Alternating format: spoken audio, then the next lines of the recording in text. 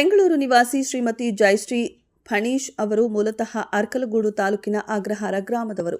ರಾಮನಾಥಪುರದ ಶ್ರೀ ಪಟ್ಟಾಭಿರಾಮ ಗ್ರಾಮಾಂತರ ಪ್ರೌಢಶಾಲೆ ಹಾಗೂ ಕೋಣೂರಿನ ಬಿಎಂ ಶೆಟ್ಟಿ ಕಾಲೇಜಿನಲ್ಲಿ ವಿದ್ಯಾಭ್ಯಾಸ ಮಾಡಿದ್ದಾರೆ.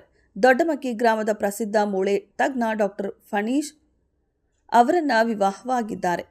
ರಾಜಾಜಿನಗರದಲ್ಲಿ ವಾಸವಿರುವ ದಂಪತಿಗಳಿಗೆ ಸಂಗೀತ ಹಾಗೂ ಶ್ರೇಯಸ್ ಎಂಬ ಇಬ್ಬರು ಮಕ್ಕಳು ಇದ್ದಾರೆ. 9 ತಿಂಗಳ ಸಂಕಲ್ಪದಿಂದ ಪ್ರತಿದಿನ 18 ಗಂಟೆಗಳ ಶ್ರಮದಿಂದ ಶ್ರೀ ಬಲರಾಮ ವಿಗ್ರಹ ನಿರ್ಮಿಸಿದ್ದಾರೆ.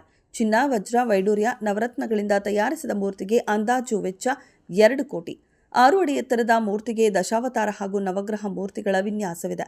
1 ತಿಂಗಳಲ್ಲಿ ಸುಮಾರು 33,000 ಭಕ್ತರು ದರ್ಶನ ಪಡೆದು ಭಜನೆಗಳಲ್ಲಿ ಪಾಲ್ಗೊಂಡಿದ್ದಾರೆ.